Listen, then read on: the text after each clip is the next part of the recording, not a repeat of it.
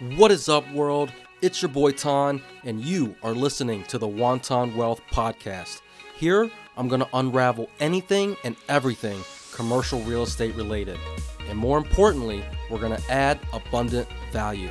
So if you're ready, buckle up your eardrums.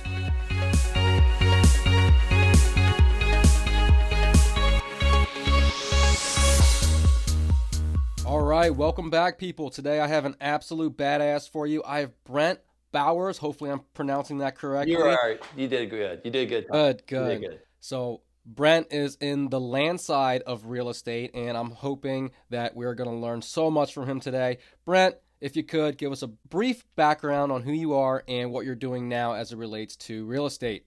Yeah, I'm actually finally a developer. I've always wanted to be a land developer. I've been flipping land for years. I was actually in the military. That's why I was able to get out of the military. Was I started flipping vacant, inefficient, non-buildable, not accessible, landlocked, garbage land no one wanted. And then they just kept getting better and better and better. And then I actually take the profits now and put that into commercial real estate. So I'm stoked to be talking with you today, Ton. Hell yeah, brother. So you said you were in the Army, is that correct? Yeah, 8.5 years in the military, couple deployments to Afghanistan. I had to get the heck out. I was never home. I was always gone. Oh my God, 8.5 years. So what was the turning point that made you say, I have to do something different, and how did that get you towards real estate? Well, it was a huge buildup, but like my second deployment to Afghanistan, my first wife left me. Then I got married again and we had babies, and I had just actually commissioned as an Army officer. So I was moving up in the ranks, doing very well in the military, but what I kept finding was I'm being away from home more and more and more. I'm getting paid a little bit more. My stress keeps going up more and more and more. My wives keep getting madder and madder and madder. Now there's kids involved. And finally, when that first baby came out, I had to go to the field like 4 months, for 4 months to train up to leave to Afghanistan again. This will be a third combat deployment. And I started listening to podcasts. I was like, I'm going to change my life. I'm going to figure out how I can replace this.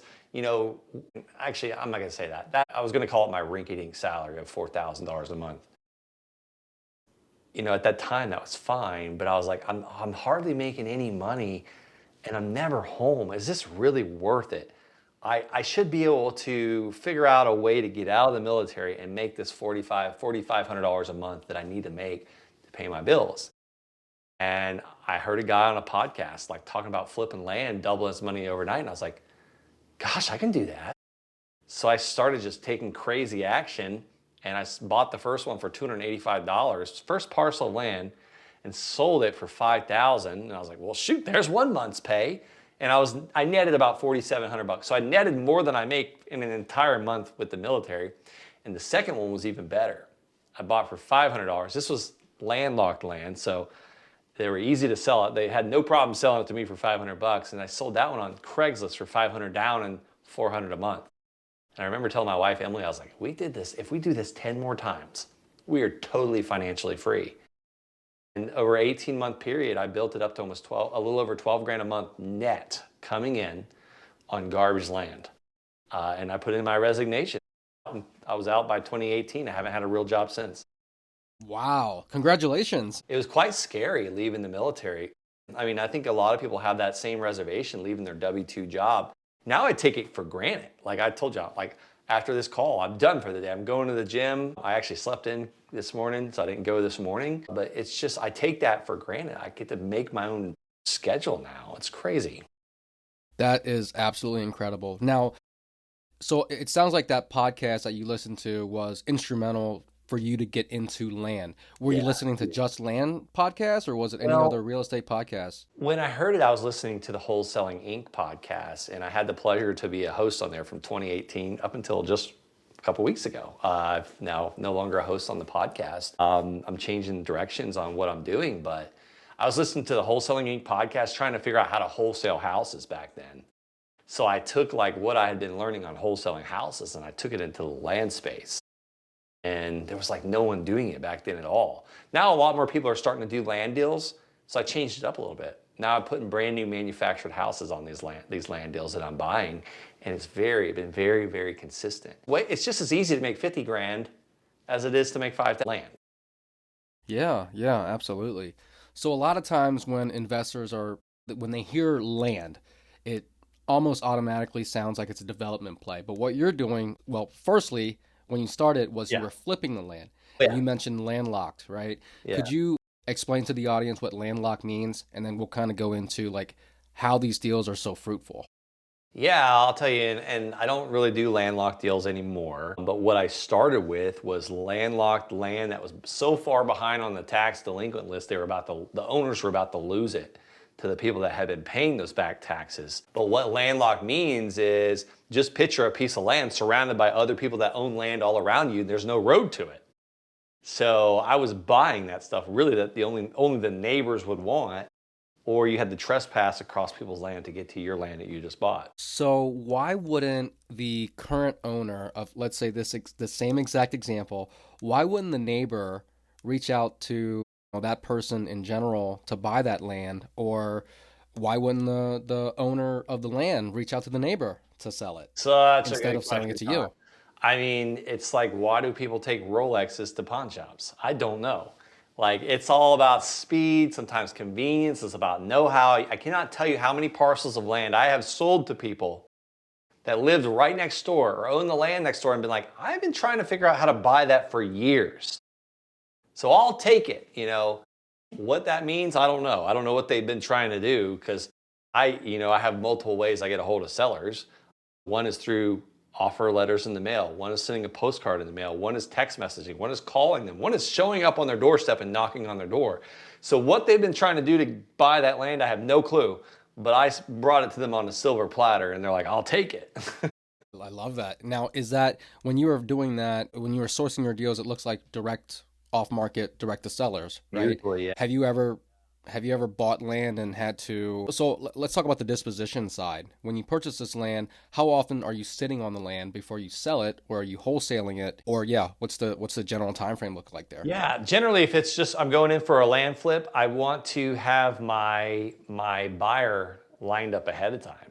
Now that I'm putting brand new manufactured housing on this land, like brand new mobile homes, they're not really mobile homes, they're manufactured houses because they're never moving again. But I'm about 4 months. I want to pretty much sell that land or that property within 4 months of the time I close on it.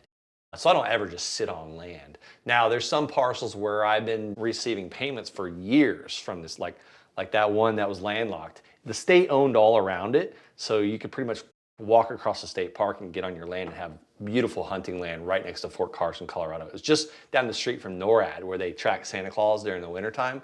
Or I'm sorry, during Christmas. Like I'll collect payments for years from these buyers, and sometimes they'll just stop paying, or sometimes they run out of money. Sometimes they'll sell it, and I'll get paid off. But the ones that stop paying, I take that land back, and then I resell it usually for more, or I sit on it. Got it.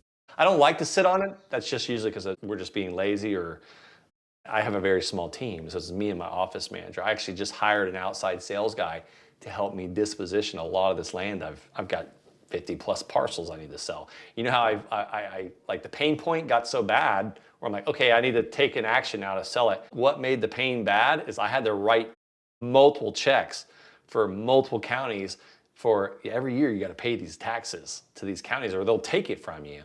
So that was painful. When you don't have any money coming in and you write a check, that's not fun. Yeah, yeah, no doubt.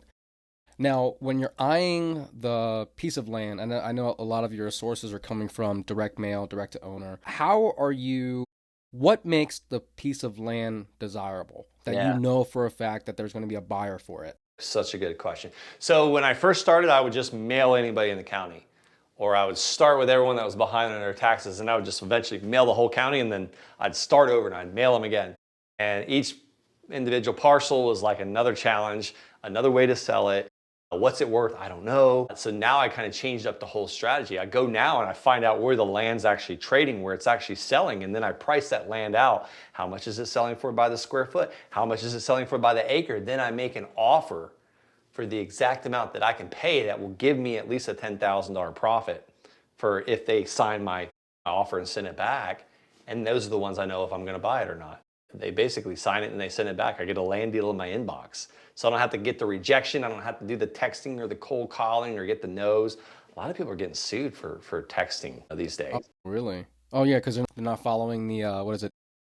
Yeah, TCPA, ATP. I don't know what it is, but yeah, yeah. I don't want to mess around with all that. I want to sleep well at night. Now the land deals that you were sourcing, were they all primarily residential, commercial, or what zoning were they in? We've done a few commercial, but most of the time they were single family residence, residential, mobile home allowed. Not always, but yeah, most of the time it was a residential distinction or zoning. So with the commercial ones that you found, did those have a lot more margin, or were they kind of the same? Yeah, those were actually wildly profitable. I didn't know what I was doing because commercial's a whole different story, and it's good. You get your highest and best use. Will you put a gas station here or a housing development? Like it's just you kind of got to start involving the commercial brokers and seeing what that'll do. But yeah, I haphazardly stumbled into a few of those as well. Wow. Okay.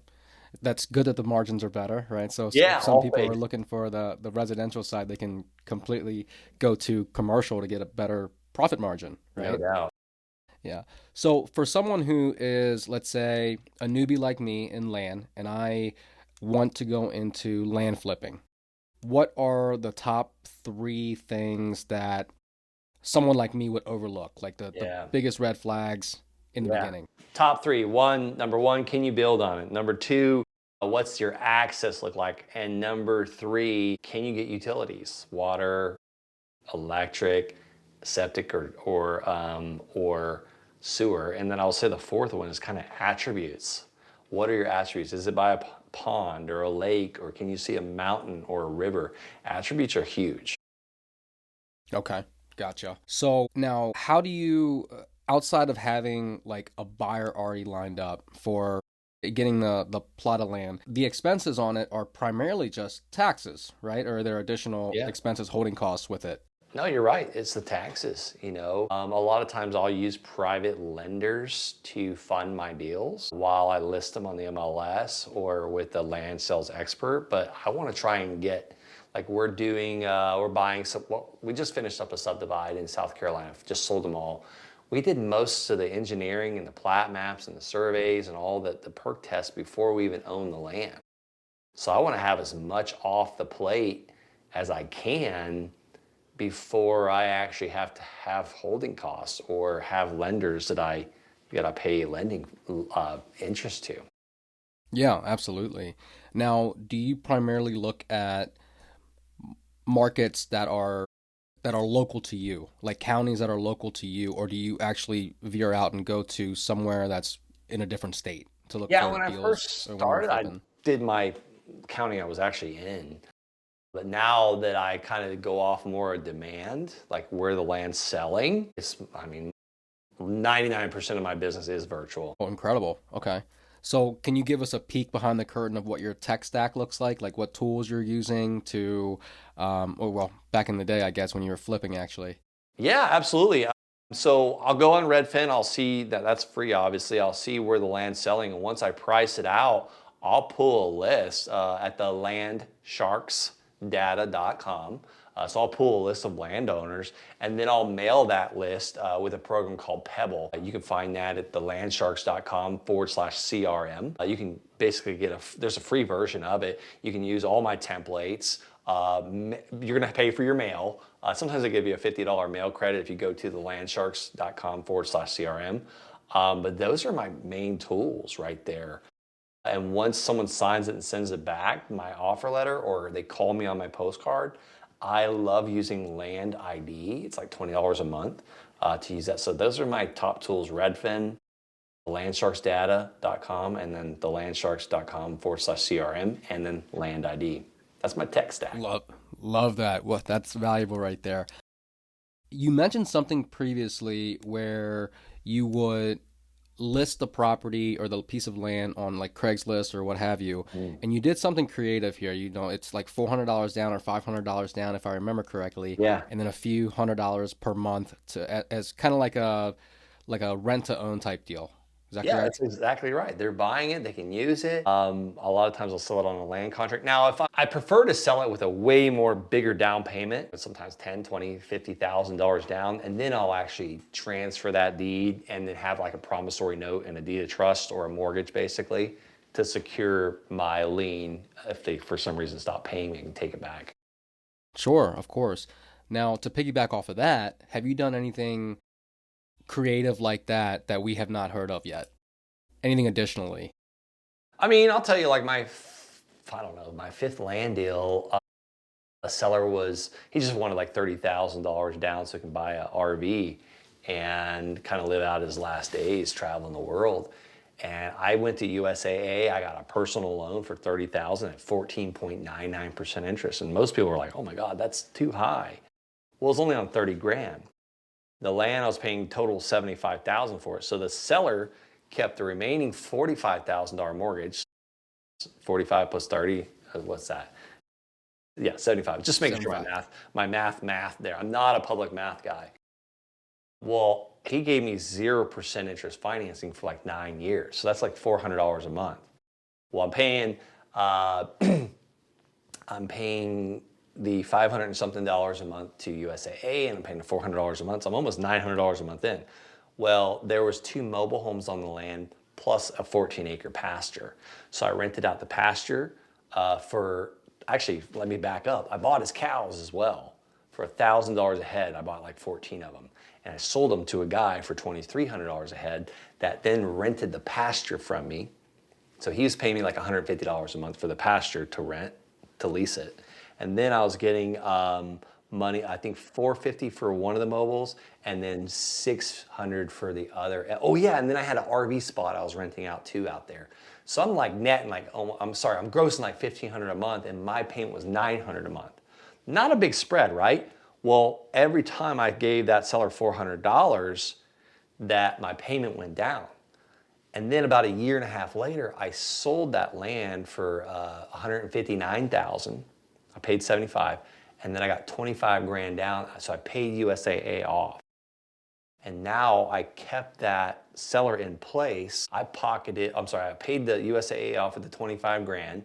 It's about what I owed. And basically, I just pocketed the difference. Now I only have a $400 a month payment. I'm still bringing in. Well, at this point, I was only bringing in about 1,000. So I still kept about the same net, but I no longer had to deal with renting any of it out. And then that buyer actually died a couple years later. Actually, let me back up a little bit. The seller died first, about a couple years later. And I contacted his nephew, which the mortgage was going to him. I was supposed to pay him. I was like, hey, man, I'm so sorry to hear about your uncle. Like, I want to talk business when you're ready. He's like, I'm fine. Let's talk business. I was like, well, I owe you about this much. It was actually like 20 plus $1,000. Here's my payment to you each month. And I was like, but here's the thing. I got 5 grand in an account that I just like have just for rainy days. If you just want that, I'll send it to you. If you're willing to basically sign something saying that this mortgage is paid for free and clear. So he's like, yeah, sure, send me the 5 grand. I don't want to collect $400 a month. So I just traded 25 grand for 5 grand. 5 grand. Now it's completely paid for. And then the buyer died about a year later. And I contacted the brother and the sister. I was like, look, I'll buy the land back from you for exactly what your brother paid for it. And they're like, no. They sold it for $350,000, and I got paid my whatever balance I was owed. But I looked at the numbers. I made like 160 grand net on that one deal with not a penny of my money on that. That's incredible. So I've done probably 350 of those types of deals. It's just crazy. There's no rules, like if you Yeah. about it. And then I just put that money into commercial. I have a couple two industrial properties side by side now, light industrial buildings, huge mixed use building in Pagosa Springs, Colorado. I have an office space in Colorado Springs, Colorado. And this is all nice fixed up real estate, triple net leases. Man, commercial tenants are the best, especially when they're blue collar people. Their livelihood 100%. comes from renting your property, and they don't call you unless the roof gets lifted off by a hurricane or something. And then they're the ones paying for the insurance. So it's just like, it's their insurance we're using to fix the building. Yeah, yeah. I love that, right? And I love those creative deals you've done on that, just that one story there. That's incredible. Oh, there's I so want to much more to that transition. story. So much more. It's now a beautiful peach orchard. That property. It's incredible. The people that bought it. Love it. Love it. But yeah, I wanted to transition over to the development piece. You mentioned manufactured homes, right? Could you walk us through what a typical deal looks like for a land development? And maybe we'll Yeah. get a little bit more granular. I'm absolutely loving developing and placing these manufactured homes. I call myself a developer, but really what I'm doing is I'm buying the land. We're doing a little bit of clearing. I leave as many trees as possible. I squeeze a brand new manufactured home in there, put water and a septic and electric on there. So generally I have about 140 into it. Some markets 175 and others, but those ones in Georgia I'm doing about 140 into it. I sell them for 217. That leaves about 70K net profit after lenders are paid, realtors are paid, title insurance, and that's how I make my active money now. It's more of a consistent. I usually do two a month, where I'll sell two a month. I have actually seven going on right now. Hoping to have another probably seven going on in the next 30 days. I'm in buy mode right now, but I do it really. I mean, I just have a couple project. I have one project manager actually, one office manager, and you don't need a huge team to do this. Yeah, so you essentially entitle the land, or is it already entitled? Yeah, it's already ready to go. It's already zoned for a mobile home or a manufactured home or a modular home. So I'll buy the land, we survey it, we do a percolation test, make sure that we can put a septic system on it. I'll have a guy go out and clear the land, put a driveway in. We'll order the manufactured home. While we're waiting on that to come in, we'll have our septic system in, water put in, or we'll drill a well or connect to the water. The power ran, and then once it's all there, we'll get a certificate of occupancy, and then take this piece of land that used to be worth 12 grand, now it's worth 17,000. Yeah, yeah. Okay. So now I get the full picture now. You're essentially developing the one manufactured home and then selling that in and of itself versus mobile home parks where, you're getting all these pads ready, Yeah, I multiple bought a pads mobile home ready. park, but I've never built a mobile home park. No, I actually own a mobile home Gotcha, park. gotcha. Okay. I mean, the margins are there. You mentioned you're in for 140, 175, and they're two and some change, Yeah. 250. Yeah, the ones we're in for 270, I'm sorry, 174, we sell those for 265.9 generally. But here's the thing, it's like, like one of our markets in South Carolina, the median home price is 440,000. Well, most of ours on land sell for 220. So we're half the median home price. Like these things will sell in a weekend. Now there's some things to it. You want to know like exactly what you're getting into, what the demand is, like how long it's going to be on the market. And then obviously we combine it with having a dealer's license for the manufactured housing. So we're getting the land at a discount, getting the mobile home at a discount, and putting the two together. Love that. Love that. Okay. So I heard you mention earlier that you had just you and an office manager. Is that what your team looks like? Yeah. Yeah. No shit. Yeah. Well, Wow, that's incredible. I have a bunch of subs, like subcontractors, but like as far as employees, it's me and my office manager.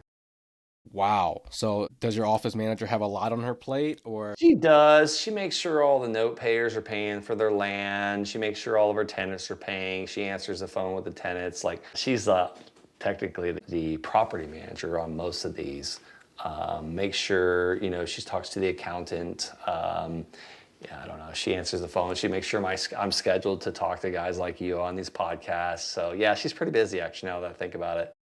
I love that. So are you a big processes guy, like with systems and processes in place in order to kind of not necessarily automate it, but kind of give you a roadmap of what to do on a day-to-day basis? Or does the office manager just kind of fly by the seat of her pants? Yeah, she pretty much flies what's needing to be done. She has processes that she follows, but yeah, you give me a process, I'm never going to follow it. I'm just not that type of person. I'm like, what are we doing today? What am I going to build today? And we went and checked out. I don't really go to my my projects that we build, but this one's kind of been a problem child. So actually, me and my son drove an hour today to go. I stopped by Home Depot on the way there, bought a thing of blue tape, like the painter's tape. And I was like, we're gonna go and find every problem with this thing. We're gonna put tape everywhere so it's fixed. But yeah, we kind of got a lemon one. It's like, there's a bunch of little things needing fixed. And like, I don't like the buyers to see that kind of stuff. I want them to see, Sure. I want them to walk in and be like, wow, you know, that's what I want to hear. I don't want to hear the hot water valve didn't work on the tub. What? Yeah. So, Well, so are there specific types of land like agricultural, recreational, and maybe some parcels that are already entitled that you're seeing the biggest upside from? And obviously you can't say manufactured homes. yeah, no, I mean, I, my subdivides are kind of where I almost do an entitlement play. I'm not putting utilities or anything in there. That's not my game. I like playing. I like to be in and out of the land deal. I don't know. I hope I understood the question correctly, but I'll do a subdivide here and there, or just a regular land flip here and there. But my biggest passion right now is just helping with the affordable housing crisis. I mean, I'm hearing one webinar saying 4.5 million houses short, another one saying 3.7 million houses short. I don't know what the answer is, but literally, let's just say it's 3 million short. I mean, there's a lot of houses. No one's going to put a dent in that anytime soon. Yeah, no doubt. So for the average person or the listener who's into commercial already, or they could be in multifamily, why should they look at land as another aspect to their portfolio? Well, yeah, I mean, I would say I would rather talk about putting manufactured houses on land. Yeah, you can flip regular land, but you got to get it at a discount. Like I'm able to pay almost full retail right now for some of my land deals because there's such a need for this housing. Like I gave you that example of South Carolina. I can't build these fast enough when I'm selling them for almost $200,000 less than the median home price, or half the median home price. That's a great area. Another area I'm in, a brand new concrete block structure home is $100,000 more than one of these brand new manufactured homes on the same size parcel of land. I mean, we're talking almost $700 a month difference in the mortgage payment. Like that's the difference between having food and putting it on the table or not for a family. That everything's been going up in the United States. A lot of things prices have been increasing, but one thing I'm not seeing increase is American salary. But Clayton Homes, one of the manufacturers that we use to buy homes from, they actually lowered prices just recently on several of our houses. That's incredible.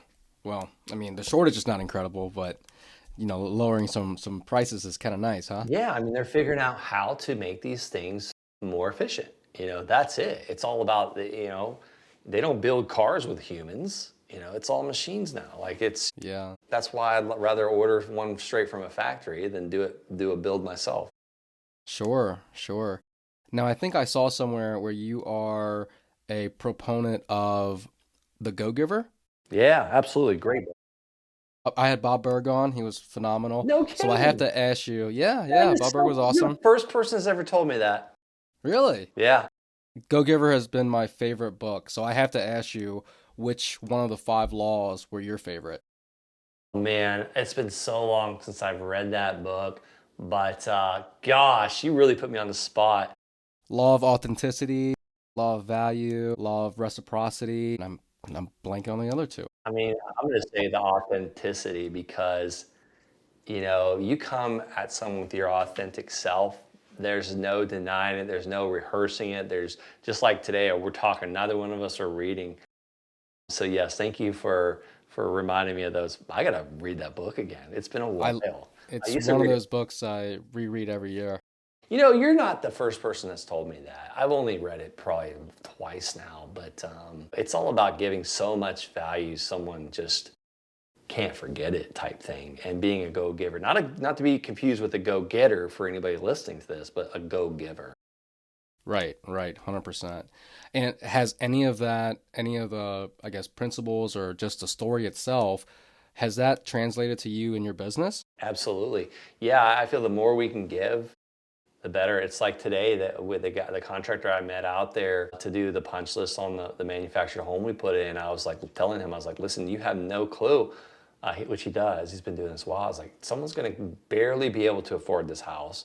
They're going to put all their money into it. Like when they get it, I want it to be perfect. He's like, well, most people actually don't care that much. You're about one of the first people I've ever heard care that much. Honestly, I think it's because we want to be go-givers. Like, I was like, one, my name's on this. And two, it's like, I'm putting myself in this family's shoes. Like, they are buying a brand new house because they're expecting not to make a single repair on it for a long time. So we can give it to them with repairs needed. No, I love that. I love that. You got to, give them a product that you can really stand behind, right? You wouldn't want to, like you said, you're putting yourself in their shoes. You would want to be in a product that is phenomenal, right? Yeah. No or very little mistakes, Yeah, something to be proud of. They're going to invite their friends over and be like, come to our housewarming party. Like, you don't want to see like little pieces of door jamb or casing coming off, or the trim work's not completely glued down. Like, give me a break. Right. Well, what does the future look like for you? I know you're working on a lot of these manufactured homes. Anything else on the horizon? Yeah, we're actually looking at selling a couple of our commercial properties here recently. The future is kind of slowing down a little bit, and enjoying some of this while still simultaneously placing manufactured homes on land. I mean, you only got to do two a month to do $100,000 a month. It's like, yeah. Like, I'm not all about scale craziness. Like a lot of these guys are talking scale.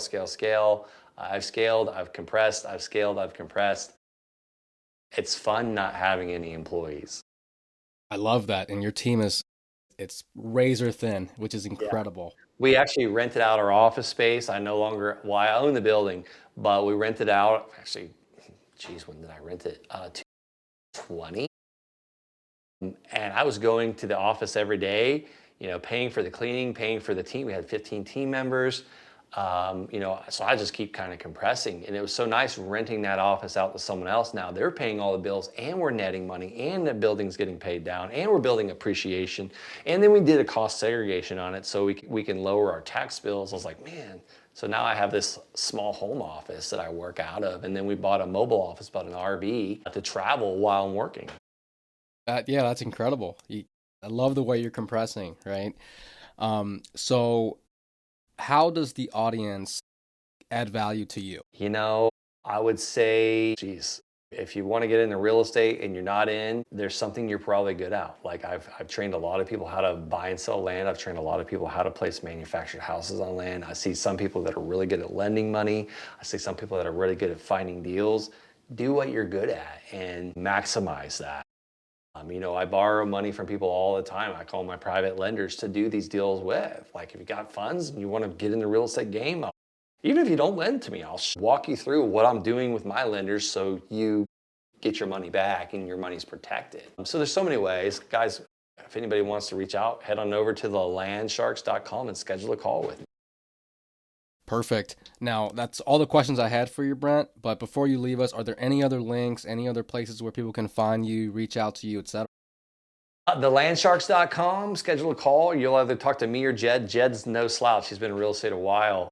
He just did a $15 million raise on a multifamily unit. But I'd say the only other thing is check out my YouTube, Brent Bowers, or maybe it's Brent L. Bowers.